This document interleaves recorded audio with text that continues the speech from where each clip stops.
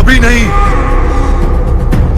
मैंने तो उठाए जाने तक मेहनत मांगी थी। तूने मांगा था मगर दी अल्लाह ने वही जो उसने चाहा। हर जान को मौत का मजा चखना है और तू भी।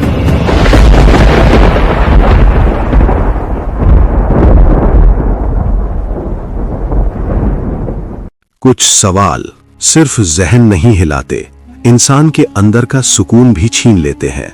आज का सवाल भी ऐसा ही है। शैतान, इब्लीस, जिसे मोहलत मिली, आखिर उसकी रूह कैसे कब्ज की जाएगी?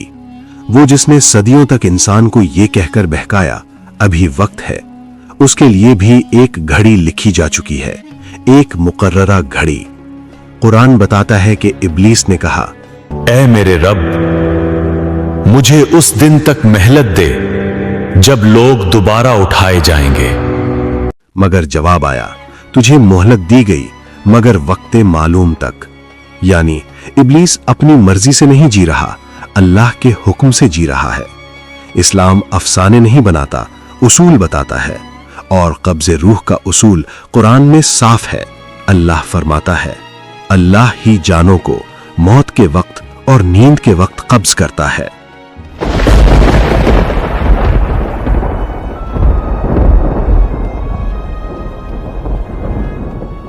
और फिर वाज़ेह किया, कह दीजिए तुम्हारी रूह फरिश्ते मौत कब्ज करेगा जो तुम पर मुकर्रर किया गया है। यानी हुक्म अल्लाह का और कब्ज फरिश्ते मौत के जरिए। और कानून आम, हर जान में मौत का मजा चखना है। हर जान, इसमें जिन्नात भी शामिल हैं और इब्लीस भी। इब्लीस का सबसे बड़ा धोखा यही था कि वो समझा, मैं बच जाऊंगा, मैं टल जाऊंगा, मैं नहीं पकड़ा जाऊंगा। मैंने उन्हें बुलाया, वो आए। मैंने रास्ते सजाए, वो चले। मैंने उनके गुनाह को खूबसूरत बनाया, वो खुश हुए। लेकिन फिर वो दिन आता है जब फैसला हो चुका होता है, और कुरान कहता है उस वक्त शैतान अपने पैरोकारों से खुद कहेगा, अल्लाह ने तुमसे सच्चा वादा किया था और मैंने भी वादा किया, मगर मैंने खिलाफ किया।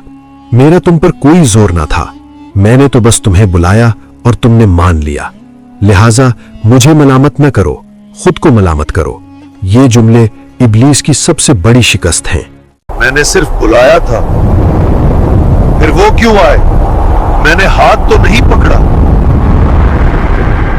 कुरान ने इब्लीस की मोहलत की आखिरी हद बता दी, वक्त मालूम।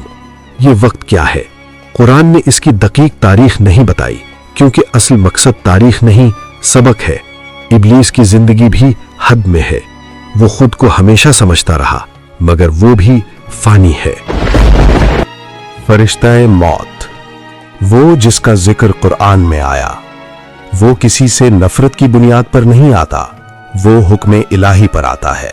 इब्लीस, तेरी मेहनत पूरी हो गई। ये वही लम्हा है, वक्ते मालूम। नहीं, अभी नहीं,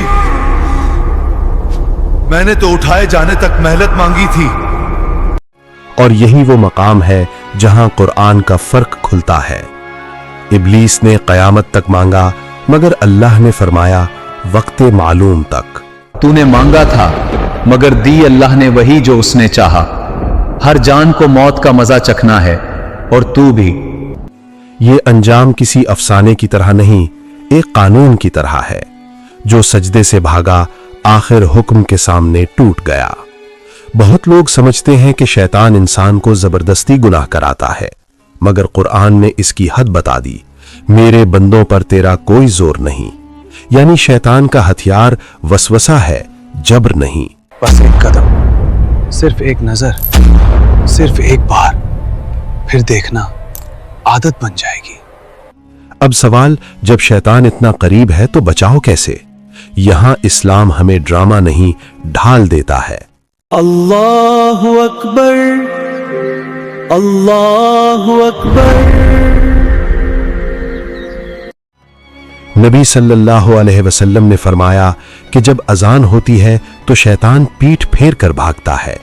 अजान सिर्फ आवाज नहीं, ये ऐलान है कि ये जमीन अल्लाह की है। आयतुल कुर्सी। सही बुखारी में वाक़या है कि सदका की हिफाजत के दौरान शैतान ने बताया, सोने से पहले आयतुल कुर्सी पढ़ लो, अल्लाह की तरफ से मुहाफिज मुकर्रर होगा और शैतान करीब नहीं आएगा। और नबी सल्लल्लाहु अलैहि वसल्लम ने फरमाया, उसने सच कहा, हालांकि वो झूठा है। हाँ, आयतुल कुर्सी ये वो दीवार है जिसे मैं पार नहीं कर सकता। शैतान की रूह कैसे कब्ज होगी? अल्लाह के हुक्म से फरिश्ता मौत के जरिए वक्त मालूम पर। मगर असल सवाल यह है, हम अपनी रूह के लिए तैयार हैं? क्योंकि जिस दिन फैसला हो गया, इब्लीस कहेगा कि मैंने तो बस बुलाया था, तुम आए क्यों? वक्त मालूम उसका भी आएगा और हमारा भी। फर्क सिर्फ ये है, हम आज किसकी सुनते हैं, रब की या वसवसे की?